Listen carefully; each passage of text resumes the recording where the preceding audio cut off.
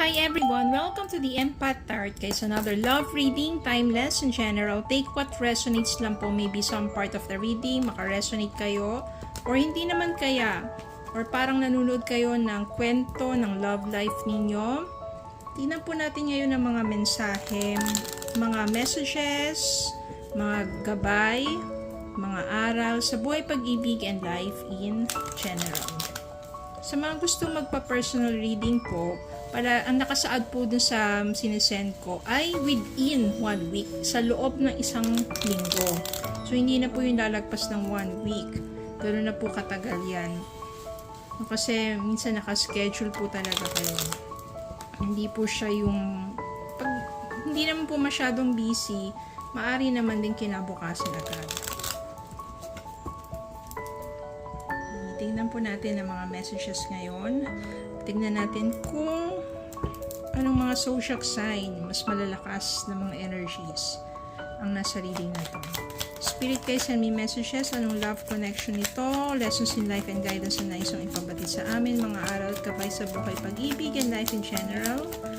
Anong mas malalakas na mga energies dito?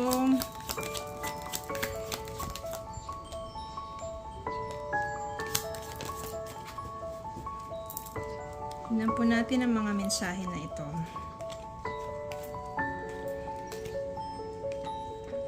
Eight of Cups,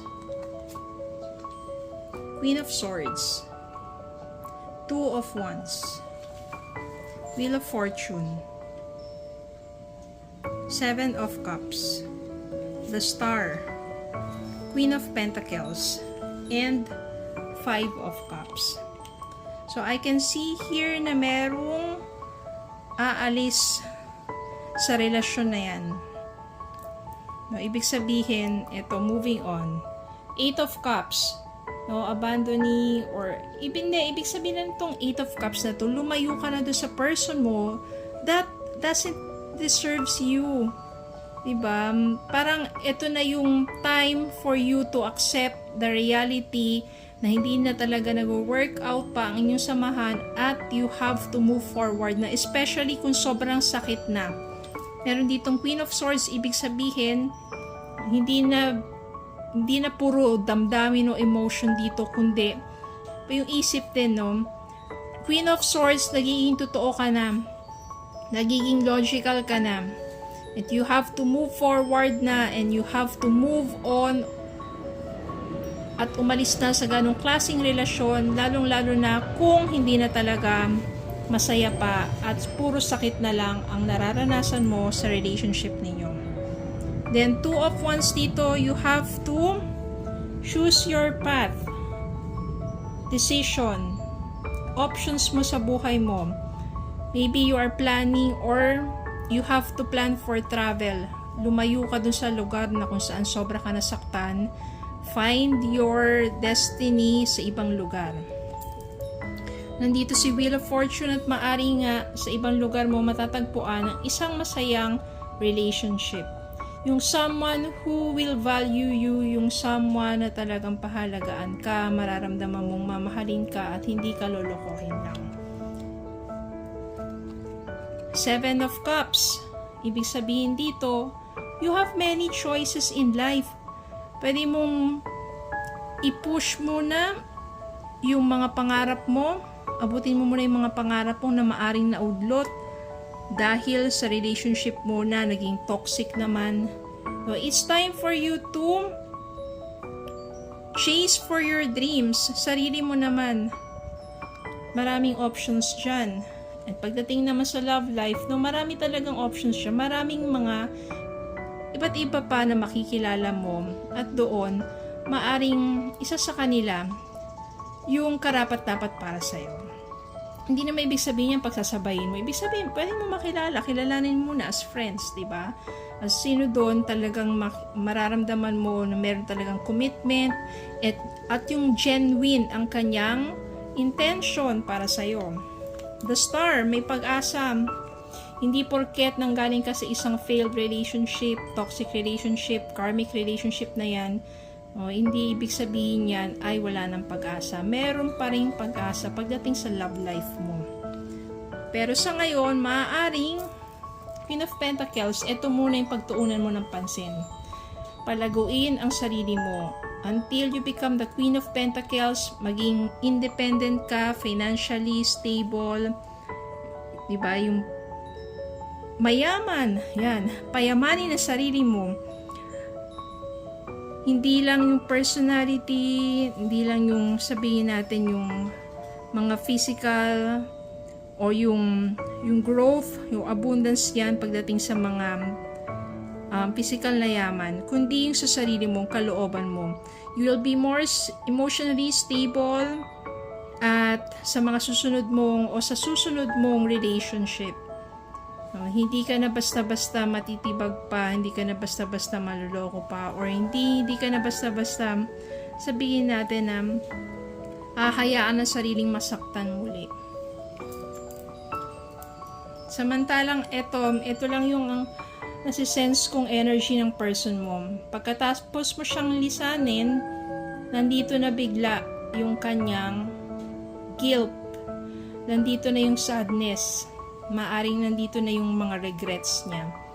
Kasi naramdaman na niya yung kawalan mo eh. Dati nandyan ka, binabaliwala, nasasaktan, kung ano nung mga, di ba, hindi magagandang bagay kung saan naging toxic ang inyong relationship. Pero nang nawala ka sa buhay niya, ayan, ramdam niya yung kawalan mo, at lalo na kung hindi mo na siya talaga pababalikan, maaring na-realize niya lahat ng kanyang mga pagkakamali, pero huli na ang lahat kasi maaring lumayo ka na ng tuluyan at maaring sa iyong paglayo, dun mo talaga mahanap ang tunay na kasaganaan sa buhay at sa relasyon.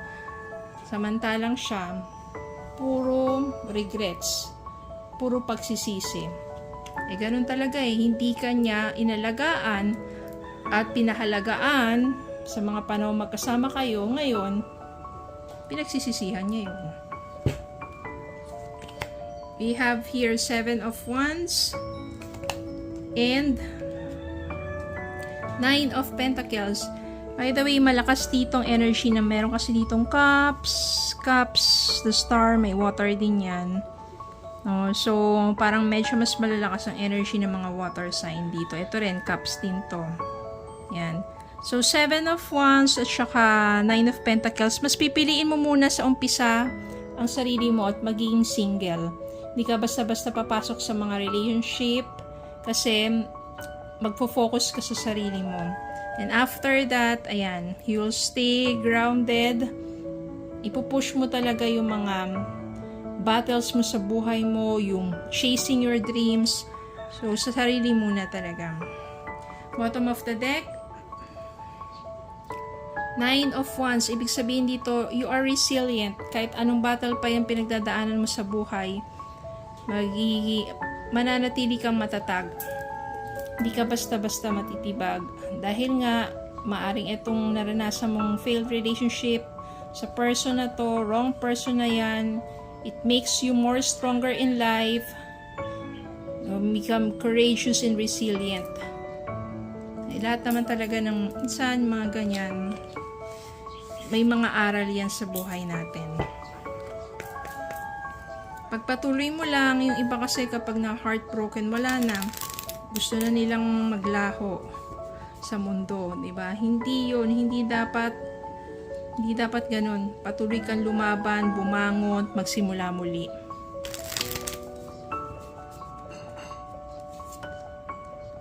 I am grateful for the spiritual lesson. Yan, maaring ikaw to, grateful for the spiritual lesson.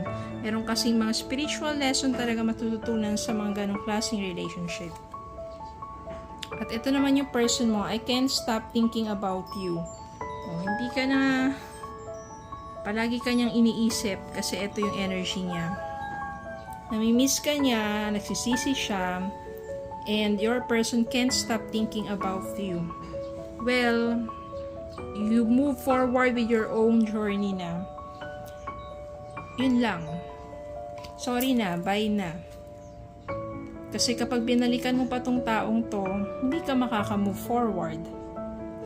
Maaring bumalik lang doon. Ngayon pagsisisihan, tapos mabilis kang bumalik sa kanya, sa mga konting drama niya, ay wala.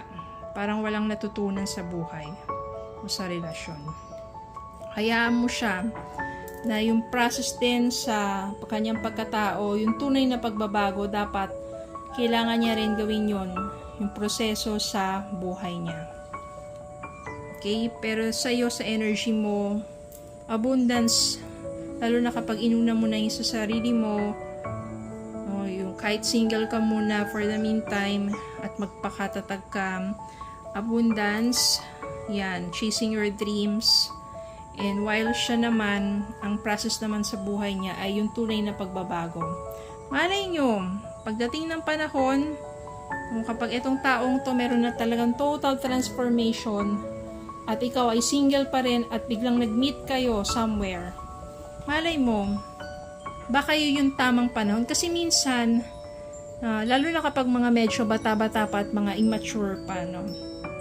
Hindi pa yung right time for you to be together. Kaya nandiyan nagiging toxic ang relationship. Pero pag nag-mature na, nag-part ways, tapos nag-mature na pareho, maraming lessons na natutunan, tapos may magandang pagbabago sa bawat isa, nag-mature na, yan, naging stable na, emotionally stable, pagka nagkabalikan, mas nagiging maayos at maganda na. Nagiging sweeter the second time around. So, depende yan sa mga energies ng mga tao. Pero nawa, kung talagang mahal mo siya, pero uunahin mo, mamahalin mo muna yung sarili mo, alis ka sa isang toxic relationship, hayaan mo rin siyang magbago muna. Then, maybe, divine timing talaga para sa inyo. Okay, so yun lang po. Maraming salamat po for watching. Please don't forget to like, share, comment, subscribe, follow me on Facebook and YouTube. Have a good day po and God bless.